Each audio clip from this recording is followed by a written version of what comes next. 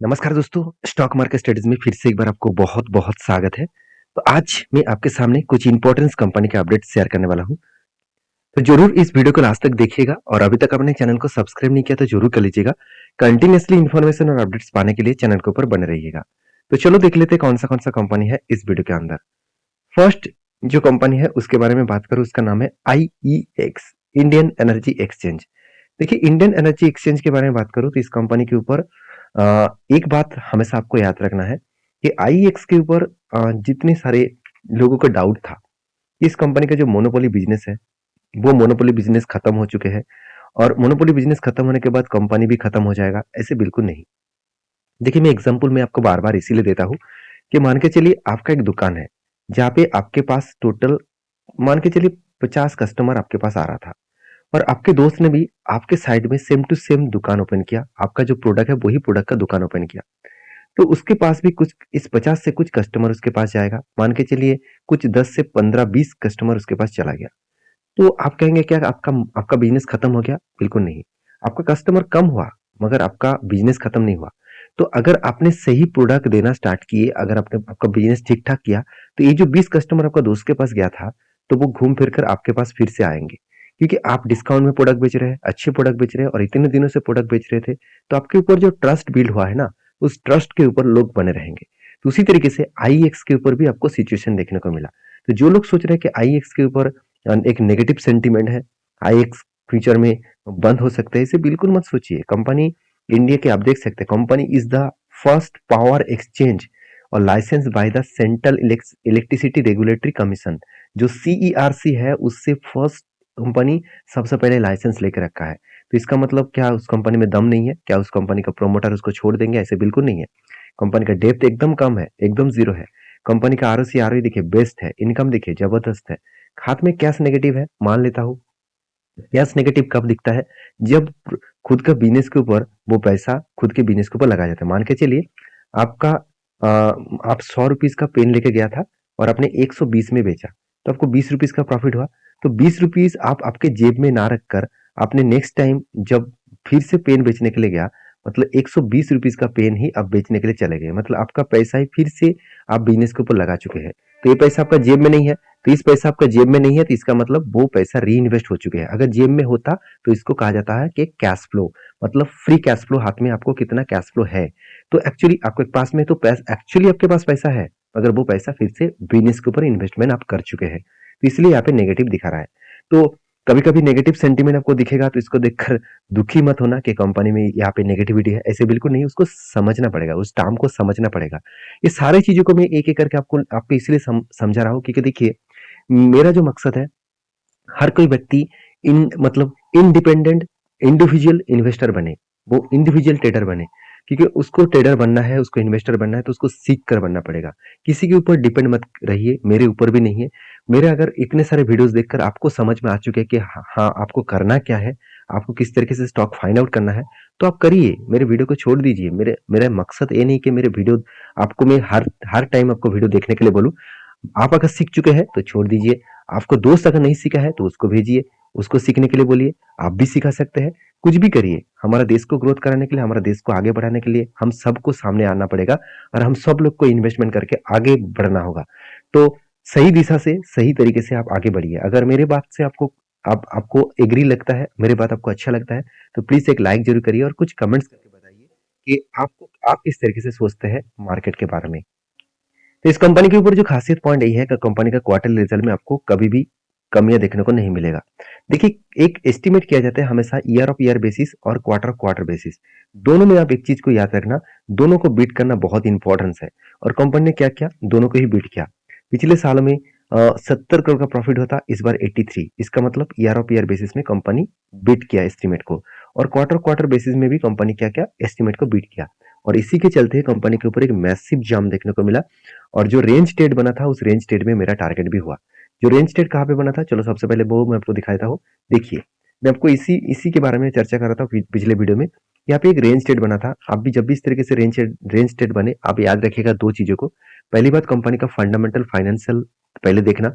अगर दोनों चीज ठीक ठाक है, अगर ओके है, तो उसके बाद आपको टेक्निकली चार्ट पैटर्न में कभी भी आपको बाइंग कैंडल कुछ इस तरीके से मिले, कंटिन्यूअसली बाइंग कैंडल कुछ इस तरीके से मिले, तो आपको करना क्या है, ऊपर साइड में मार्किंग करना और नीचे साइड में मार्किंग करना, दोनों चीजों को मार्किंग करना।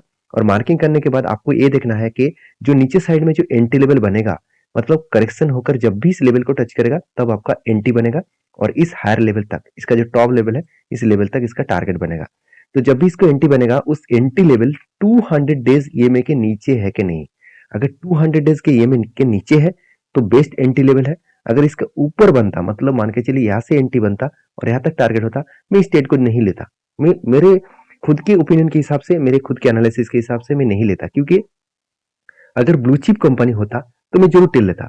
अगर ब्लू चिप नहीं है, एक small cap mid cap type company है, तो उसके ऊपर इतना रिस्क मैं नहीं लूंगा, क्योंकि इस जगह से जब भी रिटेस्ट करेगा उसका हायर चांसेस है वो और भी करेक्शन होने का चांसेस देखने को मिल जाते हैं। मैं बहुत बार बैक टेस्टिंग करके, मैं खुद काम करके देख चुका हूँ। आप भी बैक टेस्टिंग करके देख सकते हैं इस तरीके से सिचुएशन में। ये नहीं कहूंगे कि टारगेट नहीं दिया, टारगेट बहुत बार दिया, मगर मैं रूल्स को फॉलो करके चलता हूँ। रूल्स सबसे पहले, इस मार्केट में सबसे पहले रूल्स को फॉलो करके चलना पड़ेगा। कुछ भी हो, रूल्स को ब्रेक मत करिएगा, तो आप प्रॉफिटेबल ट्रेडर जरूर बनेंगे।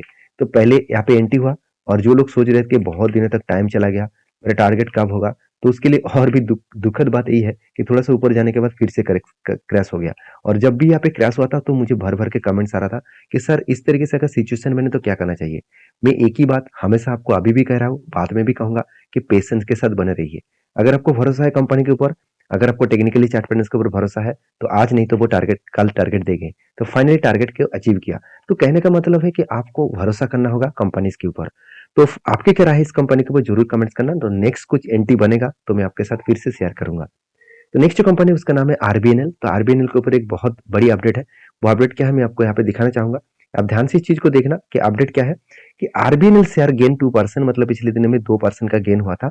और वो भी कारण कौन सा है, आप देख सकते हैं। जे भी जो एमआरजीएस जो लोएस्ट बिडर्स है फॉर कर्नाटका प्रोजेक्ट, मतलब कर्नाटका प्रोजेक्ट में कंपनी क्या क्या लोएस्ट बिड किया। मतलब देखिए, कोई भी प्रोजेक्ट पाने के लिए आपको टेंडर डालना पड़ता है, तो टेंडर में आपको बिड देना पड़ता है। जैसे एग्जांपल के हिसाब से एक प्रोजेक्ट का कीमत है 1 करोड़, मैं एक एग्जांपल दे रहा हूँ, कुछ भी हो सकता है।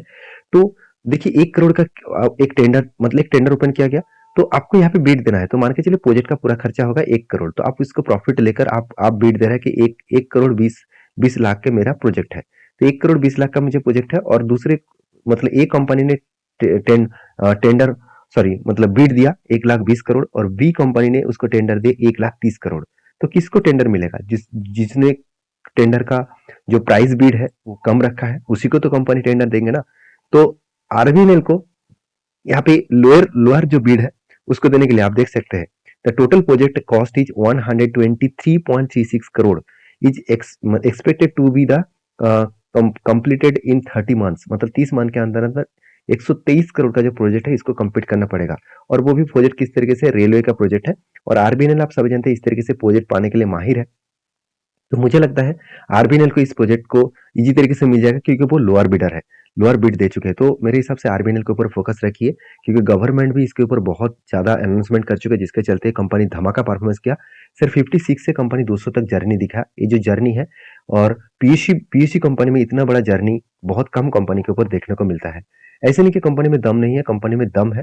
क्वार्टरली अगर रिजल्ट के बारे में बात करूं तो सेल्स में लगातार ग्रोथ होता देखने को मिले, और एक्सपेंस को कंट्रोल करने के बाद कंपनी के जो ऑपरेटिंग प्रॉफिट मार्जिन है वो हमें सबको 6% दिखा, और कंपनी एक रेंज के हिसाब से प्रॉफिट को मेंटेन कर रहा है। 180 करोड़ था और मतलब 3 साल पहले, और आज कितना बना 390 करोड़। तो ऑलमोस्ट कंपनी का जो प्रॉफिट रेशियो है वो डबल के आसपास हो चुके हैं। तो अलग लेवल का यहाँ पे ग्रोथ देखने को मिला। इस ग्रोथ के हिसाब से कंपनी आगे बढ़ने के लिए तैयारी कर रहा है। तो आपके क्या राय है इस कंपनी के ऊपर जरूर मुझे कमेंट्स करके बताना। तो कंपनीज के ऊपर एज ए इन्वेस्टर, प्रोमोटर से लेकर एफएसडीएस पब्लिक, हर किसी के पास इन्वेस्टमेंट आपको देखने को मिल जाएगा, क्योंकि कंपनीज के ऊपर हर व्यक्ति इन्वेस्टमेंट इसीलिए किया क्योंकि कंपनी के ऊपर एक अच्छा खासा निवेश भी अच्छा खासा एक रिटर्न्स भी मिला। जो रिटर्न्स आपको निकल के आ रहा है करीबन 3 साल में 100% और 1 साल में 180%। तो कंपनी के ऊपर जो टेक्निकली चार्ट पैटर्न है उसको दिखाने से पहले लास्ट कुछ फ्यू डेज का मैं डिलीवरी का परसेंटेज दिखा दूं, तो एक एवरेज लेवल का वीक पॉइंट, मतलब वीक लेवल्स का एक डिलीवरी का परसेंटेज देखने को मिले। और जो डिलीवरी का परसेंटेज है वो देखेंगे तो कंपनी का जो परसेंटेज है आप यहाँ पे देखेंगे तो क्या बना, कफ विथ 100% बना। फाइनली यहाँ पे क्या हुआ, ब्रेकआउट हुआ। ब्रेकआउट होने के बाद टारगेट भी अचीव हुआ। और मैंने आपको ये भी बताया कि मैं फिर से एक बार एंट्री लेने वाला हूँ यहाँ पे। मुझे और एक बार कब बनने का जो सिचुएशन है वो देखने को मिला है। और मैंने आपको ये भी बताया कि ये जो स्ट्रांगली रेजिस्टेंस था, इसको ब्रेक करके ऊपर गया था, वही कंपनी के एक सपोर्ट बनेगा। और सपोर्ट में जब भी कोई इस तरीके से हैमर जैसे पैटर्न्स क्रिएट होता है, तो उस पैटर्न्स को आप याद रखना, उस पैटर्न से कंपनी रिवर्सल होने का चांसेस है। तो मुझे लगता है जिस तरीके से रिवर्सल किया है वो इस लेवल तक जरूर जाएगा, और यहाँ पे जाने के बाद अगर इस तरीके से कुछ पैटर्न्स क्रिएट करे तो एक बड़ा सा एंट्री में यहाँ पे लेने वाला हूँ। तो बाकी आपकी क्या राय है जरूर कमेंट्स करके बताना। नेक्स्ट जो कंपनी है उसका नाम है ईजीटी प्लानर। देखिए बहुत सारे लोगों का मुझे भर भर के कमेंट्स आते रहते हैं कि सर कंपनी का परफॉर्मेंस तो हमेशा सही देखने को मिलता है, तो फिर भी इस कंपनी के ऊपर बिग करेक्शन क्यों हो रहा है? क्योंकि देखिए बहुत सारे रीजन भी होते हैं। हम लोगों को एक मिथ है कि जब शेयर गिरते रहते हैं तो वो कंपनी बेकार हो गया, और जब शेयर भागते रहते हैं तो वो कंपनी बेस्ट हो गया। तो ऐसे मत सोचिए, कंपनी कभी कभी करेक्शन भी होता है, कभी कभी रुक भी जाते हैं। तो सिचुएशन वाइज कंपनी का परफॉर्मेंस देखने को मिलता है, मगर कंपनी का जो फंडामेंटल फाइनेंशियली ग्रोथ है बहुत स्ट्रांग है। और कंपनी ने एक बहुत बड़ा अनाउंसमेंट भी किया, वो अनाउंसमेंट आपको मैं जरूर यहाँ पे दिखाने वाला हूँ। वो अनाउंसमेंट आपको देखना चाहिए। देखिए ईजीटी प्लानर ने क्या किया। ईजीटी प्लानर आप देख सकते हैं, picks 13.39% stake in the eco hotels and resort. मतलब कंपनी का जो मेन बिजनेस है वो टिकटिंग का बिजनेस है। अभी होटल्स एंड रिसोर्ट के ऊपर भी कंपनी बहुत ध्यान दे रहा है, उसके ऊपर भी बहुत रिसर्च करके काम कर रहा है। और फाइनली उन्होंने कुछ होटल्स एंड मतलब रेस्टोरेंट जो है, रिसोर्ट जो है, उसको पिक किया है। मतलब उस कंपनी के शेयर मतलब स्टेक को पिक किया है, और वो भी कितना 13.39% के आसपास। तो इको होटल और स्पेस के बारे में बात करूं तो कुछ इस तरीके से नजरिया आपको देखने को मिलेगा। जो सी बीच होते हैं उसके ऊपर इको होटल्स और रिसोर्ट देखने को मिलता है। तो इस तरीके से होटल्स का अगर परसेंटेज ईजीटी प्लानर के हाथ में आए तो इसका ग्रोथ होने का चांसेस है। क्योंकि देखिए इंडिया में एक पॉइंट आपको बता दूं, हर व्यक्ति का पर कैपिटल इनकम बढ़ने वाला है। तो पर कैपिटल इनकम जब बढ़ेंगे तो लोगों के मन में एक ही बात आएगा कि चलो घूम के आए। तो घूमने के लिए वो ज्यादा से ज्यादा कुछ सी बीच और हिल एरिया को ही वो चूज कर लेते हैं। और ज्यादा से ज्यादा देखा जाए तो जहाँ पे धार्मिक जगह है, तो जहाँ पे मंदिर है उस तरीके से जगह पे जाने के लिए पसंद करते हैं। तो उसी जगह पे कंपनी होटल्स को बुक कर रहा है, उसी जगह को होटल्स को कंपनी स्टेक खरीदारी कर रहा है। तो कंपनी में मुझे लगता है अपकमिंग फ्यूचर्स में अच्छा खासा ग्रोथ होने का चांसेस है, क्योंकि इंस्टीट्यूशन अभी भी इस कंपनी के ऊपर माल बेचकर भाग नहीं गया, वो कंटिन्यू कर रहा है इस कंपनी के ऊपर। हाँ, छोटा सा कंपनी है शायद इसीलिए वो उतना ज्यादा स्टेक यहाँ पे होल्डिंग नहीं कर रहा है। बाकी देखिए इस कंपनी के हर पैरामीटर्स अच्छा लगेगा। कंपनी बेस्ट तरीके से प्रॉफिट को भी जर्नी किया, और इतने सब कुछ करने के बाद भी कंपनी के कोई भी प्रॉफिट मार्जिन देखने को नहीं मिला। प्रॉफिट मार्जिन मतलब रिटर्न कुछ भी पॉजिटिव देखने को नहीं मिला। कंपनी का सेल्स ग्रोथ, प्रॉफिट ग्रोथ और रिटर्न ऑफ इक्विटी बहुत धमाका है। तो मैं बार बार बोलता हूँ अच्छी कंपनी आपको सस्ते दामों में हमेशा मिलेगा। तो मुझे लगता है इतने सस्ते दामों में कंपनी शायद आपको दोबारा ना दे, क्योंकि कंपनी वही रेंज पे आ पहुंचे हैं जो रेंज में कंपनी का प्रीवियस स्विंग मतलब रेजिस्टेंस था, उसको ब्रेक करके ऊपर गया था। तो कंपनी के जो जिस तरीके से करेक्शन हो रहा है, तो मुझे लगता है यहाँ पे जो लोअर साइड का स्विंग लो है, जो लोअर साइड का यहाँ पे एक स्ट्रांगली सपोर्ट है, उस लेवल तक आने का चांसेस है। क्योंकि उसी लेवल में आप देखेंगे तो उसी लेवल में कंपनी यहाँ पे धीरे धीरे करके आगे बढ़ रहा है नीचे साइड में आने के लिए। तो यहाँ पे 3 बार बॉटम बन चुके हैं, 1 बार 2 बार 3 बार। तो इस बार फाइनली वो 4 बार बॉटम बना जा रहा है। जब 4 टाइम बॉटम्स बनता है तो हायर पॉसिबिलिटी है वो नीचे तक जरूर आएगा। तो बाकी आपके क्या राय इस कंपनी के ऊपर जरूर मुझे कमेंट्स करके बताना। नेक्स्ट जो कंपनी उसका नाम है आप देख सकते हैं स्टैंडर्ड कैपिटल मार्केट लिमिटेड। तो स्टैंडर्ड कैपिटल मार्केट लिमिटेड जो एक छोटा सा कंपनी है, छोटा सा मतलब एक फाइनेंस कंपनी है। और इस कंपनी के ऊपर एक बहुत बड़ा अपडेट भी है, वो है बोनस का। कंपनी 29 दिसंबर में हर एक के बदले 2 शेयर आपको बोनस के हिसाब से देने वाला है।